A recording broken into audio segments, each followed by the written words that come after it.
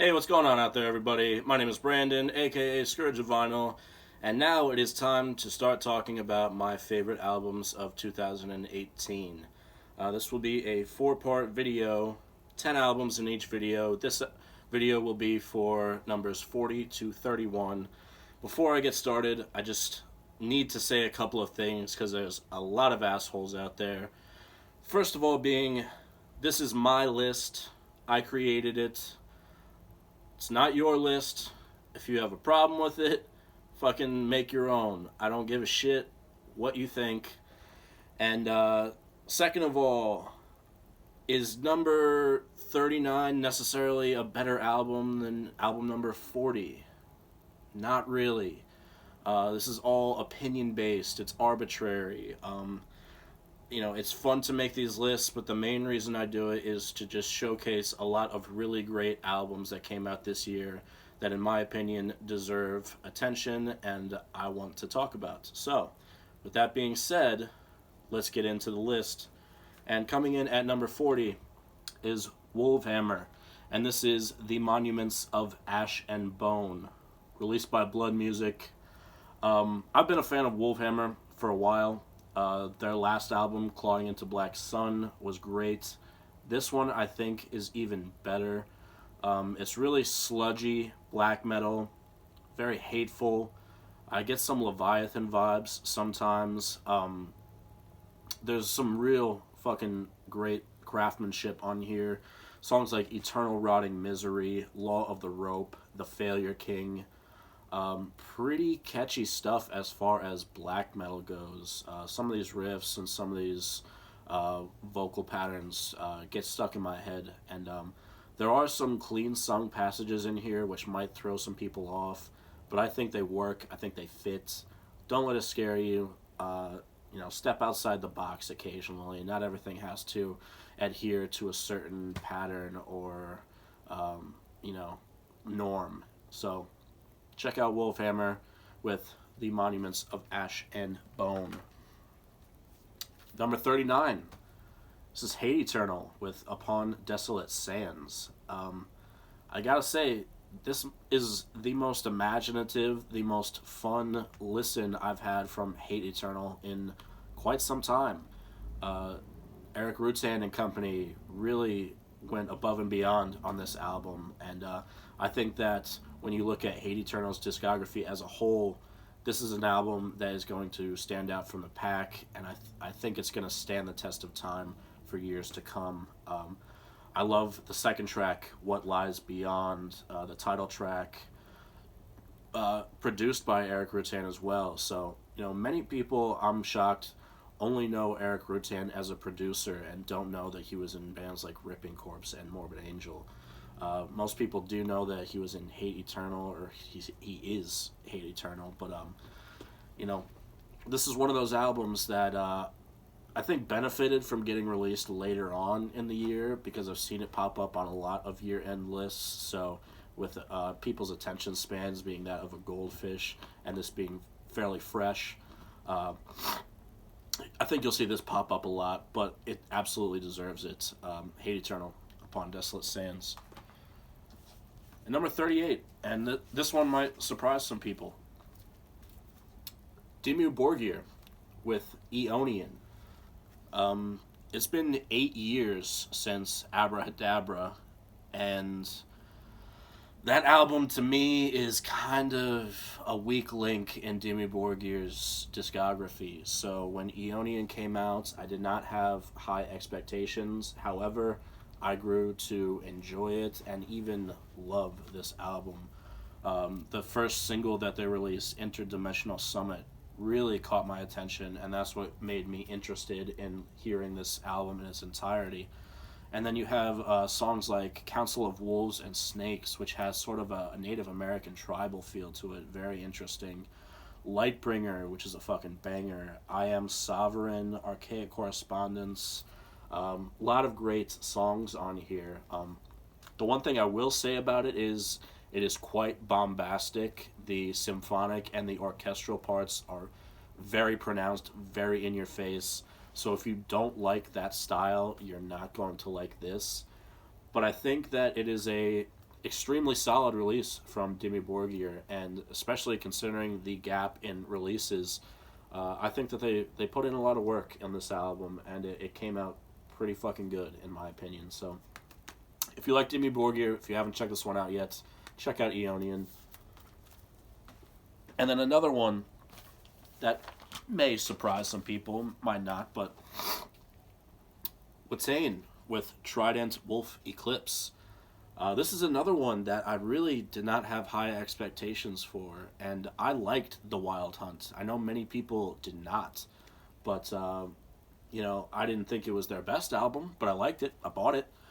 So, when this came out and the single Nuclear Alchemy was released, I thought it sounded very intimidating, very fast, ferocious. And this album as a whole is the most bang for your buck, pound for pound, most malicious sounding Watain album yet, in my opinion. The way that they shortened this down into a much smaller sample, and outside the last track, which is just kind of, I don't know, just nothing. This is really just a non-stop, ferocious black metal attack. You have songs like Furor Diabolicus, A Throne Below, Towards the Sanctuary. Really, really just fast, aggressive stuff from Watain, and that's something that I think that they should build upon going forward. I think that they should stick to this kind of, not so much minimalist, but just not, we don't need like an hour and 15-minute long Watain album. This, I think, much better suits them. So, Trident Wolf Eclipse from Watain. I was a fan, and we'll see what happens with them going forward. And then number 30, what are we at? 37? I don't fucking know. The only album that is not a metal album in this list, spoiler alert, is Softkill with Savior. You can call this indie, you can call it alternative, you can call it, it even has some moments that are a little bit poppy, but still very gloomy sounding. And most of this album was written while the lead singer's newborn child was basically on life support, so you really feel that emotion in these songs. Songs like Trying Not to Die, Bunny Room, Savior, Dancing on Glass. When Profound Lore released that single, I listened to that song like 10 times in a row. Cry Now, Cry Later, Hard Candy. A lot of really great songs on here. Very catchy sounding. But at the same time, it has a sense of melancholy to it. It has that hint of sadness that when you're in the mood for something like that, and everyone has those moments where they want to listen to something sad sounding. This has plenty of that while still maintaining a sort of upbeatness to it. And I think that that's a quality of a great album. So I really enjoyed Savior by Softkill. Put out by Profound Lore Records. That's how I found out about this band. A metal label releasing an album that was not metal. Here we have 36, 35, 34, 33, 31. No, this has got to be 35. I lost track already, but Grave Upheaval. This is an untitled album. It is their second album with no title. They are a very doomy sounding death metal band from Australia. Very mysterious. Their albums have no title. Their songs have no titles. Very extremely atmospheric. Very, very dense sounding. Doomy passages, but also some parts with some blasts and some heavy riffing. To me, this whole album sounds like it's just coming from the deepest chasm, like it's just echoing from parts unknown, and it's a very intriguing listen. It's a very dark listen.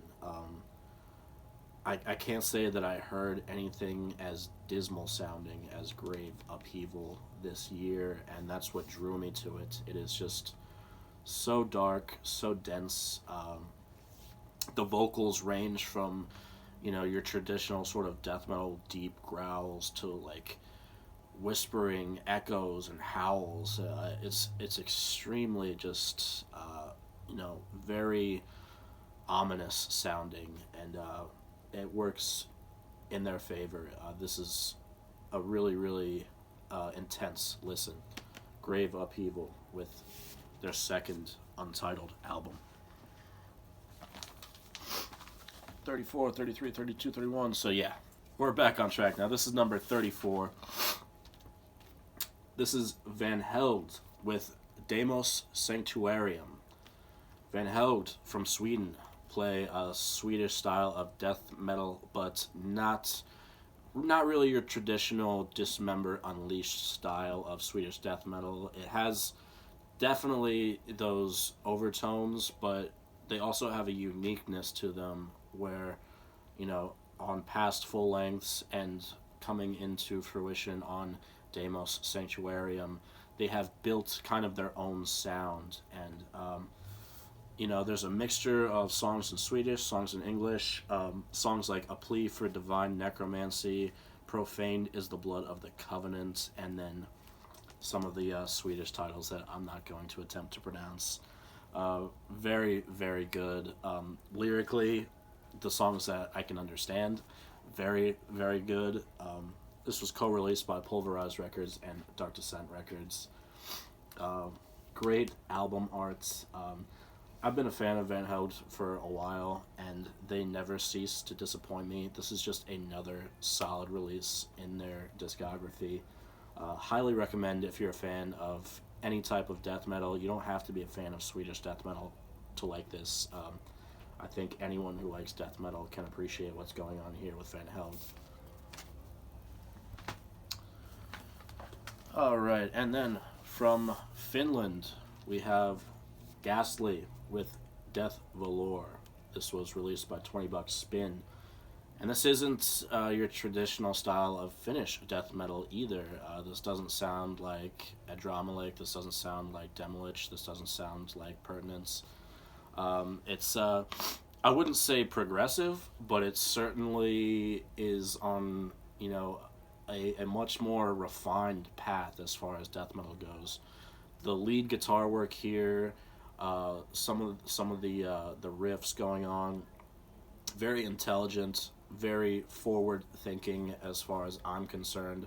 It's not, your caveman, just brutal, fucking stomp you down death metal. A thinking man's death metal, if you will. Fans of, I think, bands like Horrendous will appreciate what Ghastly is doing.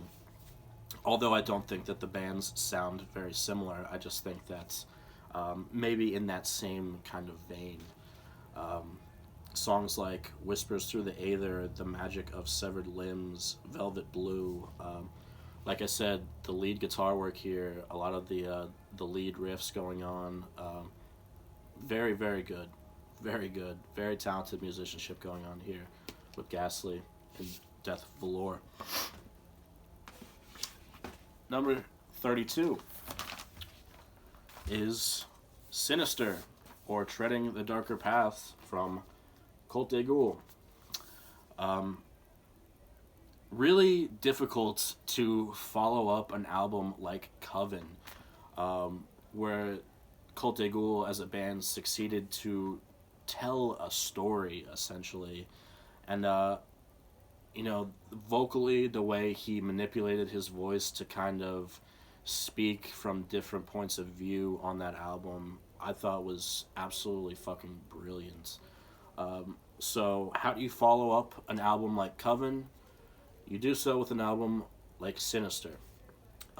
This is, closer to an hour than it is, like an hour and a half that Coven was. So you're not getting a triple LP's worth. It's still a double LP. It's still a long album. 5 songs, but if you know Cult des Goules, you know their songs tend to run on the longer side of things. So if you're going to listen to an album like this, you better make time for it. You better sit down. You better give it your attention in its entirety, because there's a lot going on. The drum and bass work is amazing. Again, vocally, He is able to manipulate his voice into many different sounds, many different pitches, and it's a very creepy sounding album, much like past Cult de Gaulle releases, but they succeed in following up an album like Coven by putting out something that is equally as stunning, I would say, this album is, and creepy and eclectic, and only the way that a band like Cult de Gaulle can achieve, really. So check out Sinister if you like black metal on the weird side of things. And then number 31 is Spain's Ataraxy. This is entitled Where All Hope Fades. The vinyl was released by Misako un Oho. It was also co-released with Dark Descent Records. And this is some death doom metal going on here. Very heavy, solid riffs going on here. There's a song in Spanish, but my favorites have to be the second track, Matter Lost in Time, and the fifth track, The Morning Path. 6 songs. Again, the songs range on the longer side of things. You're dealing with a death doom act here. And this album was just crushing from beginning to end. The first track, The Absurdity of a Whole Cosmos, is essentially like an intro track, but it sets the tone for the whole thing moving forward. And then the closing track, The Blackness of Eternal Night, is just a punishing track just to leave you in the wake of an album like Where All Hope Fades from Ataraxy. If you like death doom, if you like that style, if you like bands like Hooded Menace and bands of that sort, Ataraxy should be right up your alley. So that was it. That was albums 40 to 31 on my list. I will leave links for all of these albums in the description if you want to listen to them. And of course, like I always say, if you like it, you should go out and buy it, support. Thanks for tuning into my channel. Thanks for watching this video. Thank you for continuing to like, comment, and subscribe. And until the next time, take care.